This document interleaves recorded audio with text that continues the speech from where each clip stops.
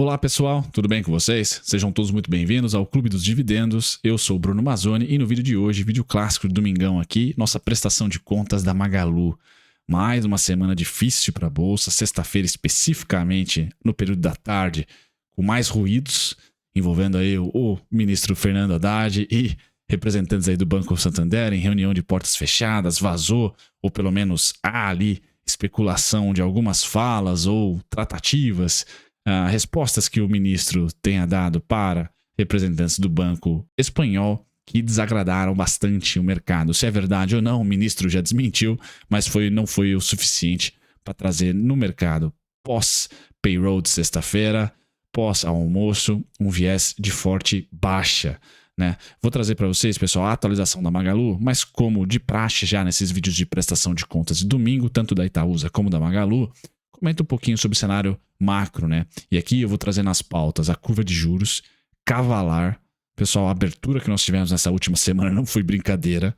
Estamos de volta a níveis de PEC, precatórios, PEC kamikaze, PEC da transição, né? Estamos de volta ali na casa dos seus 11,70, 11,75, fora já de cenário base meu para o ano. Tá? E aí eu coloco para vocês aqui o cenário base, o que nós estamos vivendo agora e o que projetar aí para a próxima semana, né? Vamos cair também nas notícias para Magalu, que aperta ainda mais o cerco, porque temos uma nova chinesa aqui no mercado brasileiro, que fez a sua inauguração. Então aqui é curiosidade para vocês pesquisarem de repente. Beleza? A gente vamos falar sobre essa chinesa. Comentamos sobre o preço-alvo do Itaú para Magalu, tá certo? Então tem um novo preço-alvo, vamos ver qual que é. Legal? E aí eu vou fazer a merchan para vocês de um almanaque, né, de um resumo macro técnico aí do pessoal da Levante, junto com a economática das ações do Ibovespa para o mês de junho. Então você quer saber ali os indicadores de valuation, mais a visão técnica, etc. Temos aqui esse relatório que é o almanaque mensal, é muito legal. São mais de 125 páginas, é gratuito para vocês. Vai estar na descrição e vai ser o merchan do vídeo, tá? E por fim, eu vou comentar um pouquinho sobre o EV/EBITDA, tá, da Magalu, para trazer um contexto lá de 2014, 15, 16, né? Porque o operacional dela tá azeitadinho, né? O lucro voltou, mas o lucro operacional ele é um indicador para a gente olhar com carinho. Acho que dá para trazer aqui um pouquinho de expectativa para os próximos meses. E aí finalizamos com o price action, que está dolorido. Não tem grande notícia aqui para entregar para vocês. Pessoal, a gente praticamente desvalorizou um pouquinho em relação ao fechamento da semana passada, tá? Mas no mês a gente briga ali na casa dos seus 12, dos 11, dos 10, tá? E eu tenho 9,97 aí também para ser brigado ao longo do mês de junho. Então bastante apreensão para a bolsa, tá? Dificuldade para as small caps e abertura, errada ou não, pessoal, é uma realidade dos juros, né? O chororô no Twitter da Faria Lima, né, do FinTwitch, tá enorme, porque de fato, né, a indústria perdendo muito dinheiro, principalmente a indústria multimercado, principalmente a indústria de fundos de ação, né? Acho que mais do que multimercado nesse momento, porque alguns multimercados já viraram a mão, né? E a gente comenta também, eu vou comentar um pouquinho sobre isso.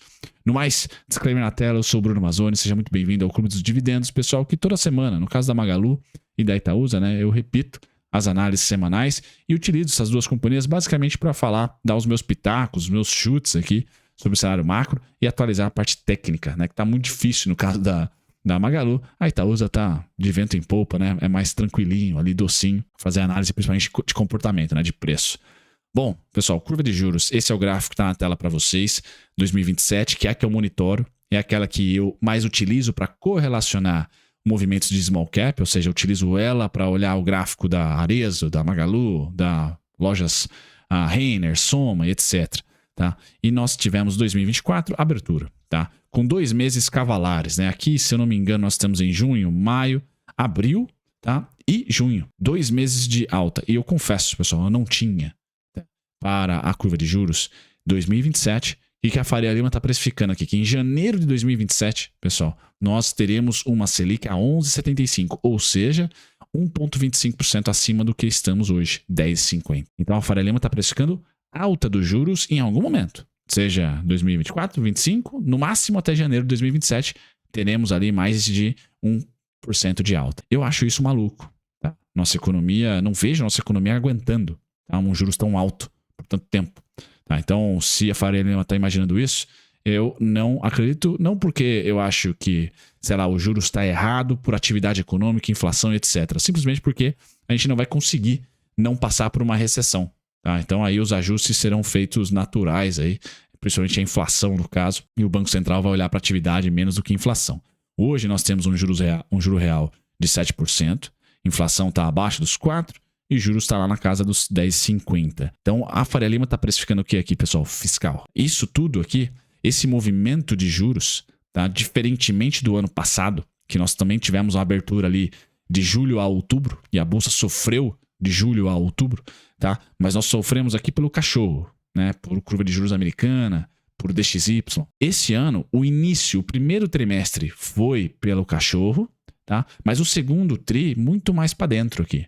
Então teve a alteração da meta, teve a renúncia, a troca, presidente da Petrobras, a desistência dos dividendos, depois volta os dividendos, ruídos internos, tá?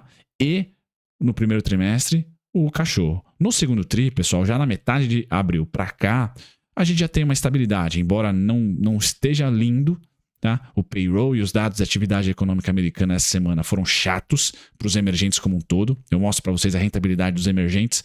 Na sexta-feira foi todo mundo por água abaixo, mas a gente acelerou na tarde o que me parecia ser a melhor oportunidade de se comprar a bolsa no ano, né? A bolsa tinha pós-payroll, que foi às 9h30, segurado o reg ali. Tá? O dólar poderia escapar, mas estava caindo. E a bolsa tinha uma renovação ali de ânimo pós-dado do payroll que veio acima do esperado, infelizmente, fortalecendo o dólar. Tá?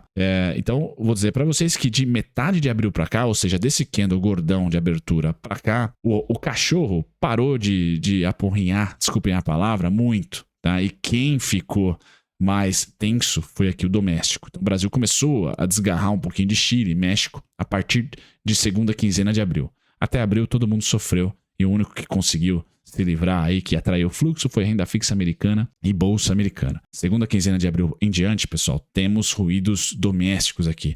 E na sexta-feira, pós-almoço, fazia muito tempo que eu não via a surpresa ser tão grande. Tá? Então, seja lá o que tenha saído ali dos quintais do Santander na reunião de portas fechadas entre Fernando Haddad e representantes do Banco Espanhol, o telefone sem fio da Faria Lima foi ágil o suficiente para abrir juros e comprar dólar. Rápido, pessoal. Então pegou todo mundo. Se vocês entrarem no Twitter dos principais gestores, o pessoal que é ativo no Twitter, ou trader, pitaqueiro, o chororô tá livre, né? A crítica tá livre, o mau humor tá gigantesco. Não estávamos assim, mesmo pós-payroll forte. E aí eu quero dizer para vocês que política ou risco fiscal faz preço de curto prazo, né? Nós vimos aqui PEC dos precatórios, PEC kamikaze, fazendo essas super aberturas de juros, tá? E política monetária faz preço de longo prazo. Então, o Banco Central está restritivo, momento atual, curto prazo, abertura. Por hora, a gente não tem por parte do BC, ou seja, política monetária, afrouxamento. Muito pelo contrário, a desancoragem, segundo o Galípolo, o RCN, o Piketty, todo mundo aí puto com a desancoragem de expectativas nesse momento, principalmente inflação. O que rolou na sexta-feira não tem nada a ver com inflação, tem muito mais a ver com perguntas que foram feitas para o ministro. E segundo o jornalista que vazou as supostas respostas, o ministro falou que não concordou, né? Não, simplesmente disse que não era verdade, né? Refutou, contestou as notícias, mas o preço está feito, pessoal. Então, para essa semana, do dia 10 em diante, há necessidade de bombeiros aparecerem. Tá? Assim como foi lá nas PECs, etc., há necessidade, quando o Lula criticava o Roberto Campos por causa dos juros, né? Há necessidade de aparecer bombeiros, tá? Para acalmar, porque esse tipo de movimento nos juros e no dólar, tá? Acende alerta sim em Brasília. Não é bacana, não. Não seja para popularidade, seja para o caminhar mais harmônico aí do ano por lá. Então, sim, devemos ter uma agenda intensa política na semana que vem, com um monte de integrante aí, Ministério da Fazenda, Casa Civil, até o presidente. Imaginem, uma força grande aí para dar uma acalmada no gogó, tá? Já que medidas eu acho que não vão aparecer nesse momento, né? Não me parece nenhum esforço no curto prazo para se ter, por exemplo, controle de gastos, coisas do tipo. E foi, inclusive, esse assunto, um dos tocados ali entre integrantes do Santander e o Fernando Haddad o assunto de que, olha, se as coisas irem para o norte e azedarem, vai ter contingenciamento. Tá? E aí acabou saindo a resposta de que sim, né? E isso gerou um certo temor. Pessoal, eu não vou entrar muito nesse tipo de notícia barra o certo ou errado. Por quê? Porque segunda-feira pode mudar da noite da água para o vinho, do vinho ou da água para algo pior, mais simplório ainda, para fazer jus ao ditado aqui, porque não foi aprovado, não foi o ministro Fernando Haddad não deu como verdade, né, a notícia. Então a gente deve ver bastante burburinho, né, na curva de juros e no dólar semana que vem. Por quê? Do jeito que voou a barata na sexta, tá? Algo precisa ser feito. Não tá legal do jeito que fechou. Beleza? E esse tipo de movimento, quando é rápido, pessoal, bate bastante, tá? Em governo. Então, pode ter certeza que tanto o Congresso como o Executivo, ambos aí vão ter uma agenda cheia. E eu acho que a gente, como investidor de longo prazo, tá adorando, né? As coisas estão caindo, a gente vai colhendo ali, a gente tá numa Disneylândia dos investimentos, né? Tá bom o pré-fixado, tá bom o CDI, o pós-fixado, tá bom o IPCA+, e tá bom também a Bolsa. Estamos indo aí para o 6º mês seguido. Então tem muita coisa barata na Bolsa também. Então a gente tá na maravilha, né? Quem sofre no momento atual, eu creio que seja a economia real, né? Porque a gente tem um juros alto, uma inflação ainda baixa, mas precificada na curva como algo que vai vir a subir bastante, né? Até porque uma das desancoragens é o Boletim Focus apontando uma inflação cada vez mais para cima. Bom, isso para quem tem o privilégio de ter um dinheirinho, por que não aportar? E a Magalu pode ser um dos seus destinos. A gente vai falar sobre ela a partir de agora, mas eu só queria dar o início ao vídeo dizendo, pessoal, o que aconteceu na sexta faz barata voar. Não para nós aqui, investidores, pessoas físicas, com certeza para os gestores, que devem estar vendo mais saque do que o normal, mas principalmente para político. Tá? O movimento de sexta também bate em Brasília. Não é fácil bater em Brasília. Então a gente deve esperar por bombeiros. Eu imagino que a gente esteja repleto de bombeiros na semana que vem para dar uma congelada nesse mau humor. Créditos para Laelia Longo, do Valor Invest, onde coloca assim, Magazine Luiza e Americanas, nem colocou Casas Bahia aqui, né? Despencam após chegada de nova chinesa. Tá? Eu não fazia ideia de que chinesa era essa. Então vamos lá, qual que é a tal chinesa? Quem conhece, deixa nos comentários, pessoal. É a Temu, tá? Um marketplace chinês do grupo Pinduoduo. Iniciou sua operação no país, oferecendo produtos baratos entre 5 e 10 reais, com frete grátis. Desconto de até 90% em cima desses valores, tá? A concorrente da Shopee e da AliExpress cresce rapidamente no mercado brasileiro, ganhando mercado em cima de pequenas varejistas. Então, mais uma, pessoal, aqui, de novo, não há barreira de entrada, tá? Então a gente teve uma notícia boa para essas companhias com a taxação das brusinhas, tá? Com a taxação aí de 20% sobre as compras abaixo de $50. Mas aí vem mais uma chinesa aqui. Então essa notícia foi vinculada no dia 7, pessoal, ontem sexta-feira, mas confesso, o que fez Magalu e toda a bolsa despencar, pessoal, tá relacionado a essa reunião a portas fechadas que vazou algumas notícias, nem todas são públicas, eu acho, mas o necessário ali para fundos se movimentarem, e o mau humor foi muito específico aqui. Na sexta-feira, quando a gente olha para os mercados emergentes, tá? Vou colocar aqui mercados emergentes, Morning Call, vamos lá. Força emergente aqui, eu tenho uma lista separada, tá? Começando com o índice de emergentes, Emerging Markets, caiu 1,13 na sexta. Nós caímos 3,40. O México caiu 5,56, muito conectado aqui com política também por lá, tá? Porque o partido de esquerda não só ganhou a presidência, como era esperado, mas também ganhou a casa, né? Também ganhou o Congresso, com maioria simples, tá? E o Chile me cai quase 2%. Então, assim, sexta-feira foi sangrenta para todos os emergentes, tá? Só não foi sangrento para o S&P, certo? Mas o dólar DXY subiu 0,80, a curva de juros americana me sobe 3,40 na sexta-feira, tá? Então a nossa curva de juros na sexta, pessoal, abriu, vamos lá para ela, 4,79. Isso aqui é cruel, e de 4,75, perdão, sendo que no finalzinho do pregão teve um pouquinho de venda, tá? Senão ia ser cincão, tá? Esse movimento aqui é digno de circuit breaker, assim, um negócio cabuloso. Então, creio, 1% no dólar, na sexta, mais 4,75 de abertura de curva, pessoal, isso aqui chama bombeiro. Tá? É de se esperar na semana que vem, bombeiros aí, mas óbvio, né? O estrago foi bem grande.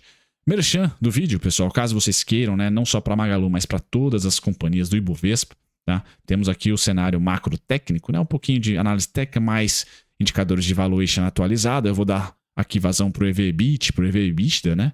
De 10,9 vezes da Magazine Luiza. Tá na descrição. É um almanaque que praticamente contempla todos os setores da bolsa, tá? Mais uma pitada cripto. Se você chegado aí no cripto, também tá no almanaque, é free, tá certo? No indicador EV/EBIT, pessoal, eu quero trazer para vocês que esse é mais mensurável, né? A Magalu, 2014, 15, 16, ou seja, no seu turnaround ali, chegou na bacia das almas a negociar 3,5, 4,2, 5,3 EV/EBIT, tá? Hoje estamos na casa derradeira aí dos 10,60. Uma companhia que veio lá dos 200 vezes EBITDA, né? EBIT, perdão. Depois caiu para 120, 2022, 32, 2023, 22.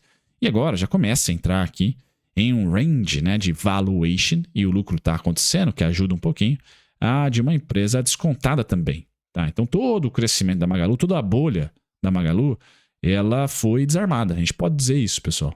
Tá? Porque uma empresa de crescimento eterno, vamos assim dizer, como a Magalu é, as varejistas são, né, investimento, você negociar abaixo dos 15, dos 10 vezes EV/EBIT, você pode dizer que não há bolha mais. Né? A Magalu não está cara, não está inflada, certo? Essa bolha estourou. Então nós podemos dizer que a bolha finalmente aí deve, esse EV/EBIT de 10 a 5 vezes aí, deve ser mais ou menos o mesmo EV/EBIT daqui a 12, 18 meses, independente do cenário da bolsa, né? Então os preços também, chega uma hora que tudo tem preço, né? O Alasca voltou a aportar, como a gente viu no vídeo anterior, e nos preços, pessoal, no gráfico, o que eu tenho aqui? É esse combo, tá? Para a semana que vem, 10,97, 9,97, os dois com 7, tá? E o alvo sendo 14,65, tá? Não tenho nenhum cenário aí de rápida recuperação até os R$19, por exemplo. Eu acabei não falando para vocês de uma das notícias que é a Magalu colhe frutos, mas o Itaú BBA está cauteloso, estabelece novo preço-alvo. Que preço-alvo foi esse do pessoal do Itaú BBA? Pessoal, R$15 por ação, tá? R$15 por ação. Então, o pessoal do Itaú tá lá nos R$15. Eu coloco 14,65, um pouquinho abaixo, tá? 14,65 para Magalu no curtíssimo prazo é alvo, tá? Os descontos acabam sendo aí 10,97 para a semana que vem, 9,97. Legal? Não vou falar ainda dos 8,26, dos 7,18, são os próximos pontos técnicos. Tá? O ponto técnico para a semana, 9,97, alvo 14,65, tá? Passada a tempestade, sempre passa, pessoal, tá? R$19, 21,17. Por hora, Magalu tem no seu melhor dos mundos aqui trabalhar na faixinha azul, certo? A parte superior da faixinha é 14,65, inferior 9,97, certo? Pessoal, é isso. Um vídeo pesado, mais um, né? Sobre Magalu, mas também sobre bolsa. Sexta-feira, pós-payroll, nós tivemos a bolsa segurando o reg, a pitanga ali, mas a tarde realmente foi uma coisa muito feia. E para os emergentes, todo mundo caiu, mas a gente caiu mais. Tá? Então, ele tá o lance da curva de juros até eu voltar. Tá? Curva de juros aqui era para abrir primeiro trimestre? Sim.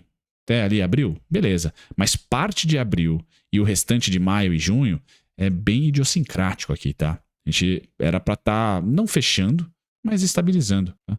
Curva de juros estabilizando. E não, a gente abriu mais. A gente continua abrindo. Tá? E a bolsa, de certa maneira, está até que resiliente, né? Para uma abertura do dólar e de juros como nós estamos tendo em 2024, tá? A bolsa, em outros momentos, poderia estar negociando a 111, a 110, 108, 105. Tá? A gente ainda está na casa dos 120. Tá?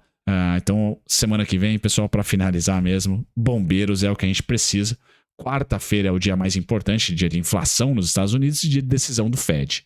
Tá? Então, segunda já deve começar com bastidores de política e quarta-feira é rock and roll, porque temos inflação CPI nos Estados Unidos, depois um payroll forte, é quase que essencial vir uma inflação consenso. Tá? Imagina, mercado de trabalho, inflação subindo por lá, é mais força ainda para o dólar. Tá? É isso, pessoal. Um grande abraço. Até o próximo vídeo. Tchau, tchau.